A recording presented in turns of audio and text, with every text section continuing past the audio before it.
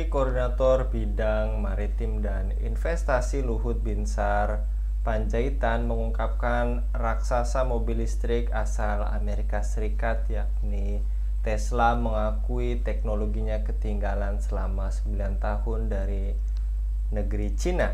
Luhut membeberkan bahwa teknologi smelter high pressure acid lead atau HPAL Amerika Serikat tertinggal selama 9 tahun dari Cina. Fakta tersebut ia akui dari bos Tesla sendiri yakni Elon Musk. Kemudian sekarang kan investor-investor Tiongkok ini punya teknologi. Elon Musk bilang ke saya, kami itu 9 tahun di belakang teknologi Tiongkok dalam HPAL. Untuk bahan baterai daripada lithium ini 9 tahun, kata Luhut dikutip pada hari Rabu 31 Juli 2024. Benarkah teknologi Amerika ketinggalan dari Cina 9 tahun? Bagaimana daya saing teknologi Indonesia dan apakah Indonesia masih bisa jadi negara konsumen dengan teknologi tinggi tersebut? Untuk membahasnya kami terhubung dengan Profesor Fahmi Amhar. Kita sapa terlebih dahulu. Assalamualaikum warahmatullahi wabarakatuh, Prof. Fahmi. Waalaikumsalam warahmatullahi wabarakatuh. Baik Prof, terkait tadi pernyataan dari Luhut Binsar Panjaitan terkait Elon Musk belak-belakan mengakui bahwa teknologi yang dimilikinya tertinggal selama 9 tahun dengan Cina. Benarkah pernyataan tersebut, apakah sekedar opini atau kenyataan menurut Anda, Prof? Ya, jadi eh, itu adalah persepsi dari Elon Musk ya.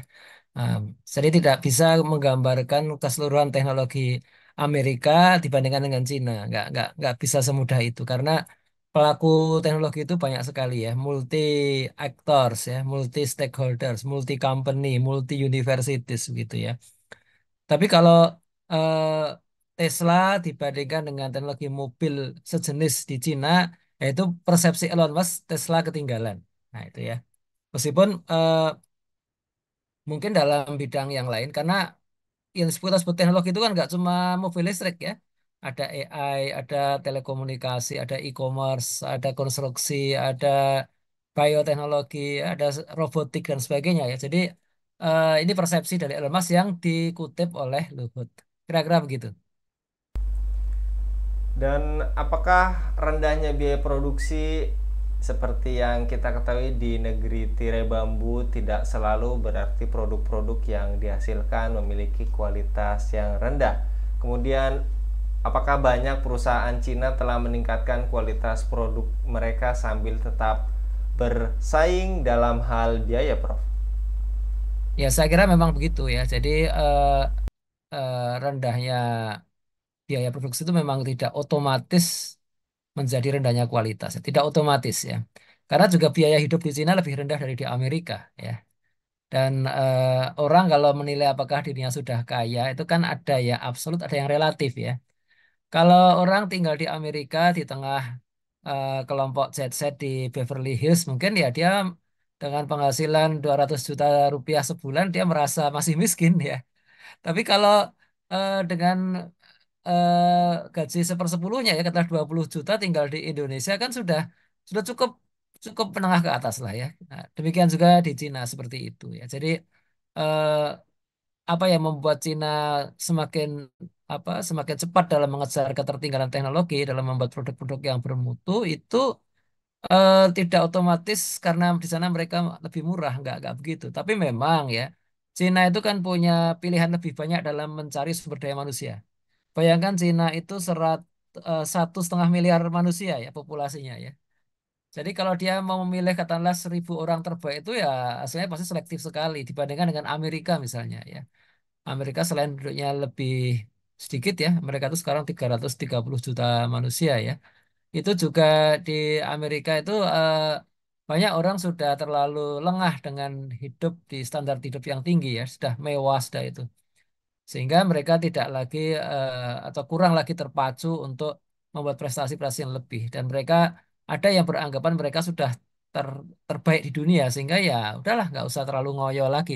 Ini berbeda dengan Cina. Cina itu baru berusaha mengejar ketertinggalan mereka itu baru mungkin 30 tahun terakhir ya, sehingga mereka masih sangat bersemangat gitu kan. Kira-kira begitu.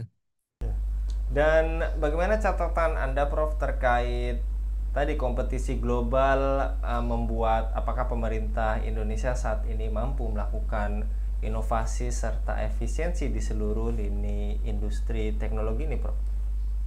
Kalau Indonesia, waduh ini susah nih sekarang ini ya. Karena kita ini justru dalam dalam 25 tahun terakhir ya sejak reformasi itu mengalami deindustrialisasi ya. Ini sumber daya manusia kita banyak yang tidak berminat di bidang teknologi ya karena ya banyak peluang kerja yang lain yang mereka anggap lebih cepat ya. Jadi YouTuber misalnya kan banyak itu anak-anak muda sekarang tuh pengennya itu jadi YouTuber aja lah, jadi marketer online saja lah ya. Bahkan mereka yang sudah belajar teknologi pun itu tidak mudah untuk menghindari godaan masuk ke dunia politik ya. Kayaknya kalau masuk politik itu cepat sekali itu bisa bisa apa mengumpulkan kekayaan atau menjadi pesohor di negeri ini kan dibanding menjadi ilmuwan ya. Jadi kita kalau dalam bidang sains dan teknologi ini dapat dikatakan 25 tahun terakhir ini jalan di tempat ya. Kita nggak ya ada kemajuan sedikit tapi sedikit sekali ya. Tidak tidak berarti dibandingkan dengan loncatan yang terjadi di Cina ya. Selama 25 tahun terus Cina itu sudah istilahnya melakukan 1.000 langkah, kita mungkin baru 10 langkah. Ya maju juga tapi ya paling 1.000 ya. Padahal tahun 90-an itu kita masih sedikit ya dalam banyak hal itu masih sedikit lebih baik dari Cina loh. 30 tahun yang lalu ya dalam banyak hal ya meskipun Cina jelas mereka sudah maju dalam bidang apa teknologi ruang angkasa atau teknologi nuklir ya tapi dalam bidang banyak yang lain kita waktu itu ya tahun 90-an itu masih banyak yang lebih unggul dari Cina tapi Masya Allah 30 tahun terakhir ini Cina lari sangat kencang ya. Lari sangat kencang gitu. Sedangkan kita masih ribut soal soal politik soal apa hoax soal apa yang tidak produktif sekarang judi online ya. Ya, kira-kira begitu. Ya. Dan bagaimana Prof agar negeri ini memiliki kedaulatan teknologi serta memiliki peran yang semakin besar di pasar internasional? Ya, ini memang harus ada apa ya revolusi saya kira ya. Reformasi nggak cukup. Revolusi revolusi pada eh, setidaknya 3 hal ya. Dan ini yang juga terjadi di Cina. Yang pertama adalah revolusi pada eh, budaya apa kolektif kita ya. Kita ini banyak terlalu terlalu menghargai pada orang-orang yang begitu cepat ya, begitu instan ya, meraih kekayaan, bahkan sekarang meraih gelar ya. Orang ingin meraih gelar profesor dengan instan ya. Eh, Doktornya juga nggak jelas dari mana, tiba-tiba jadi profesor gitu kan ya. Nah itu eh, apa ini harus kita ubah ya. Jadi budaya instan harus kita ubah, kita ganti dengan budaya kerja keras, budaya tekun ya, budaya disiplin gitu ya. Kemudian juga pada saat yang sama, selain budaya itu kita ubah. Mengubah budaya itu gimana sih? Ya, mengubah budaya itu dengan 2 cara. Pertama dengan eh, teladan ya, teladan dari tokoh-tokoh. Nah, dan ini berkait juga dengan eh, popular culture ya, dengan mempopulerkan teladan-teladan yang positif tadi, termasuk mempopulerkan kalau ada produk-produk budaya ya, ada sinetron, ada film itu yang diekspos itu yang meningkatkan eh, cara cara berpikir yang lebih baik ya, cara berpikir rasional, ilmiah ya, cara berbudaya yang lebih tekun gitu. Jadi bukan mengekspos perselingkuhan ya, mengekspos orang yang kaya mendadak gitu kan. Sekarang di televisi itu kan yang paling banyak itu ya. Di YouTube YouTube juga ya paling banyak likernya kan yang kayak gini-gini ya, yang tidak mendidik tadi ya. Itu yang kedua. Yang kedua itu artinya itu mencari teladan-teladan itu. Yang ketiga tidak boleh kita lupakan adalah peran negara ya. Dan ini yang apa yang terjadi di Cina ya. Jadi di Cina itu selain ada adopsi teknologi yang cepat dari rakyatnya itu termasuk budaya ya. Mereka cepat sekali mengadopsi e-commerce ya, transportasi berbasis aplikasi ya. Itu sangat cepat itu. Itu juga dukungan pemerintah itu luar biasa. Di Cina itu ada dukungan pemerintah pada eh, program nasional seperti Made in China 2025. Ini ya, Made in China 2025 itu digaungkan sejak 20 tahun yang lalu ini ya. Jadi menjadikan Cina itu pemimpin global bidang teknologi maju ya, AI, robotik ya.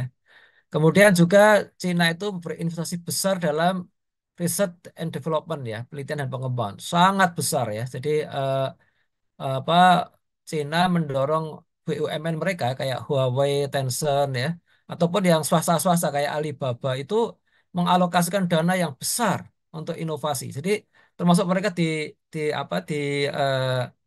eh, di matchkan ya, di link and matchkan dengan lead bank di kampus-kampus besar di Cina ya. Sehingga dari dari perusahaan besar kayak Alibaba itu mengalir dana riset yang besar ke kampus-kampus itu dan dari kampus mengembalikan dalam bentuk inovasi-inovasi. Jadi itu di beberapa birokrasi yang dihapus sama pemerintah ya. Nah, jadi kalau kita mau meniru kecepatan Cina membangkitkan teknologi ya seperti ini ya ditiru ya, jangan sekedar meniru yang jelek-jeleknya ya. Kemudian juga Cina itu fokus pada peningkatan kualitas pendidikan ya, terutama pendidikan STEM ya, Science, Teknologi, Engineering dan Matematika. Kalau saya usulkan ditambah R di STREAM, tambah R dan A ya, STR EAM ya, stream.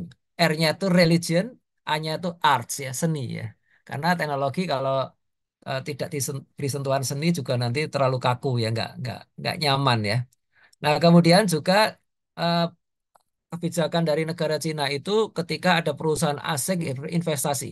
Jadi Cina itu terbuka. Silakan Tesla bikin mobilnya di Cina, bikin pabrik di Cina. Silakan Google bikin di Cina itu pusat datanya di Cina. Tapi ya ada tapinya.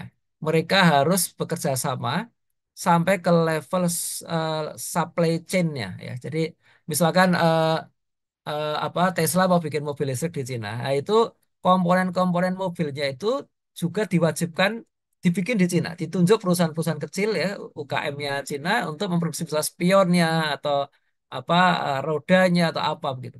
Sehingga Cina itu punya target. Ini tidak selamanya Tesla akan berada di Cina ya. Suatu hari nanti Cina kita ganti Tesla kita gantikan dengan semua yang buatan Cina. Dan ketika mereka membuat itu supply chain-nya sudah siap. Nah, gitu. Jadi nggak ada made in China tapi komponennya masih impor semua. Nggak seperti itu yang dilakukan China. Ini eh, s- saya usulkan kalau Indonesia eh, ingin bersaing seperti itu. Baik, Prof, Ya, untuk pemaparannya dan pengingat bagi kita semua, mudah-mudahan Prof Fahmi senantiasa dilindungi oleh Allah SWT dalam setiap aktivitasnya. Demikian pemirsa Ilava News yang dirahmati Allah, jangan lupa untuk subscribe, like, dan share sebanyak-banyaknya. Semoga menjadi amal kebaikan bagi kita semua di dunia dan di akhirat. Saya Anggi Suhana undur diri. Assalamualaikum warahmatullahi wabarakatuh.